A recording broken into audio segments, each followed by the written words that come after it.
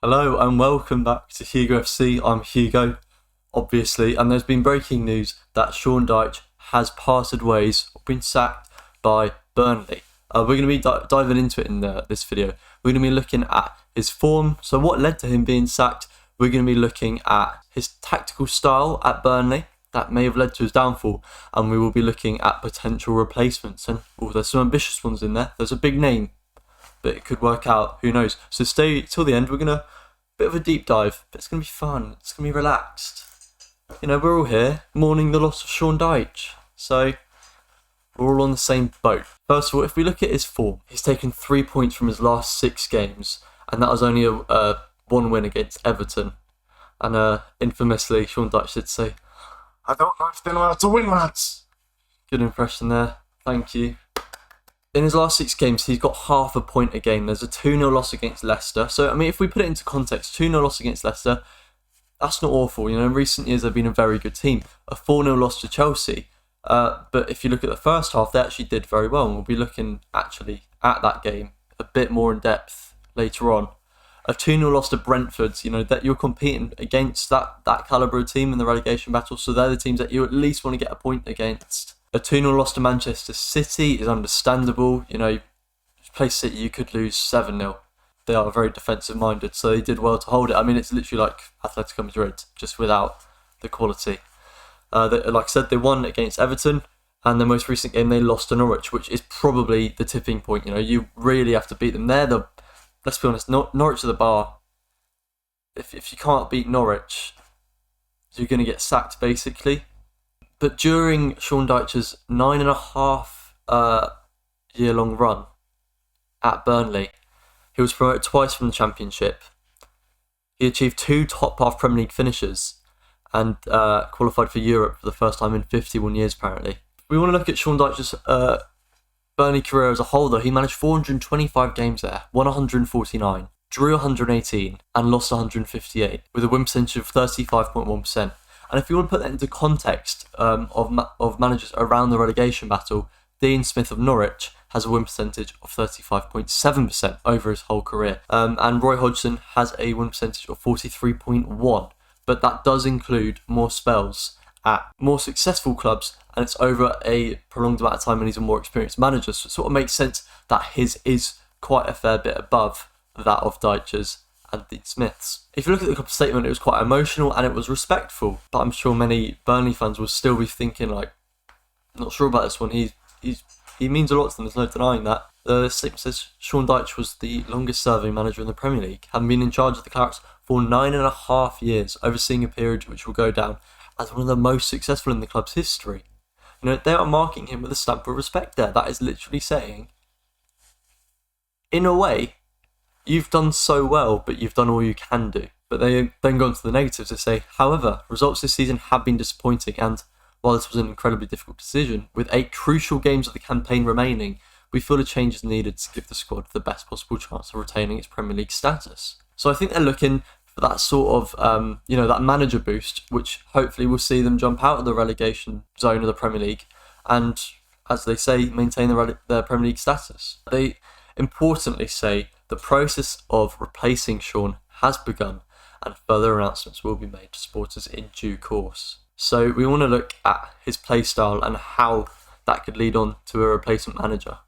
Because you don't want too much of a change, but I don't think, especially for a side that have so drilled in and in tune with Sean Dyche's managerial style. But what is Burnley's style? They play a clear 4-4-2, but they occasionally play a 4-4-1-1 with somebody just behind the striker, like they did against City in their 2-0 loss. Football purists love it. They literally lined up with a team sheet where the kits were 1 to 11. So they play on the backbone. But for context, the Premier League is a league full of quality and experience, and in a lot of situations, Burnley won't be able to match the quality of other teams, so they will maybe be forced to play defensively. But unfortunately for Dyche, as the saying goes, you can't make a silk purse out of a pig's ear. It focuses on the fundamentals of Premier League football, and it's practical. It has long ball passing, but that can be to their detriment in recent times. They've got talent out on the wing like Dwight McNeil, who, if we look at his stats here, he's only in the 17th percentile for shot creating actions. He creates 2.44 a game,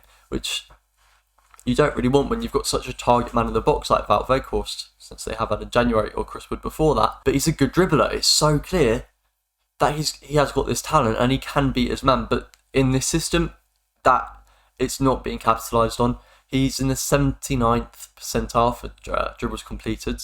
Like, that is impressive stuff. But then when you see the defensive part of this, it really, really emphasises the defensive nature of Burnley.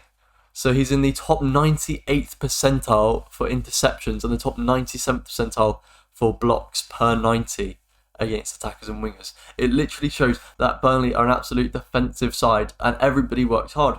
So if you look at another side which involves all players defensively, Leeds is a great example of that, and they're in the Premier League. You look at a similar player to him, Jack Harrison, playing in a similar position. They both share similar amounts of dribbles and pressures, but when you look at the amount of goals that each of them score, Jack Harrison scored 7 from 35 shots, and Dwight McNeil has scored 0 from 36 shots. This shows that although Leeds do defend and every player has to work really hard, they also do focus and capitalise on their players who can dribble and can create shot creating chances. And that's emphasised by the fact that Jack Harrison has 3.7 expected goals and Dwight McNeil only has 1.7. So if Burnley were to get a manager in who could emphasise on the attacking side of the game, with the more technical players running forward and supplying shots in and assists in to your target man, Wout Weghorst, then it would be a recipe for success, but they do focus on just pumping it long and not capitalising on the wider players. If you look at Burnley's recent 4-0 loss to Chelsea, you can see that both their strikers play very narrowly in attack and in defence. So in the first half, we were struggling to get around them, but as soon as we noticed, and Tuchel probably said at half-time, look, you can pass around them, that's when we started performing well and eventually led to a 4-0 win. Burnley need a manager who can stretch the play a bit more, focus on better build-up rather than just attempting to pump the ball up 70 times a game. So if you want to look at candidates, I've got 4 lined up. 2 are maybe less ambitious and 2 are very ambitious and would be exciting to see. First one would have been Neil Warnock, but he has retired. I mean, it's one of those that just sort of makes sense. Maybe slightly like for like, just practical, focus on the fundamental football. But the second less ambitious manager would be Sam Allardyce. You know, it's a basic suggestion. I'm sure newspapers are going to be absolutely loving it. It's great for Sam Allardyce. Another chance at the Premier League. He's only been relegated once and they're in a relegation battle. Oh, it just works together. Let's just pump that story. And if Burnley do it, then fair enough. But for me, if you're going to sack your manager who you've stuck by with for 9.5 years, do it for somebody better than fucking Sam Allardyce. Now for the ambitious takes. The first one, prepare yourself, is Ole Gunnar Solskjaer. You may think it's a step down from finishing second for Man United, but it would be a good chance for him to get back into Premier League football, maybe prove himself, because he has got a lot of haters. He's still got stuff to prove because he was sort of just given a great bunch of players and sort of said, "Aye lads, do your thing. I love you all. Anything else to boost your morale?" That's an awful impression. If he can prove himself at a side like Burnley in a relegation battle, it could lead on to bigger things for him in the future, or he could get the backing of a Burnley board. You see they are being more adventurous with Maxwell Cornet, with Wout Weghorst. Although, back in 2014, he was managing Cardiff, and they got relegated. He survived getting sacked, but his time in the Championship wasn't very long before Cardiff did sack him. And the second ambitious managerial appointment would be Nuno Espirito Santos. Although his time at Spurs was shit, he does have experience in the Premier League and in the Championship with Wolves. He won promotion with Wolves in the 17-18 season. And there was a time before his reputation was sort of ruined where he was well regarded as a good manager.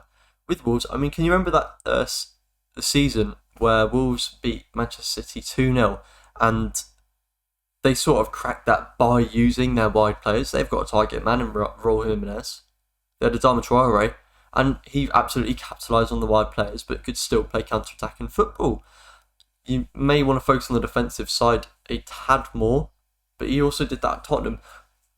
So for me, he takes different experiences, different sides of his game into this Burnley job, and you could actually have a recipe for success there. In conclusion, I don't believe sacking Sean Dyche would be the right decision if they didn't appoint a forward-thinking manager or somebody, or make it a progressive appointment. If you do go for Sam Allardyce, it is pointless. You've sacked your manager of 9.5 years for a guy for the last 8 games of the season. I don't personally agree with that. What do you guys think? Let me know in the comments. This is a community for all football fans to have a discussion. No arguments, please. No football Twitter bullshit. But I do hope you have a lovely rest of your days. My thoughts are with you, Burnley fans.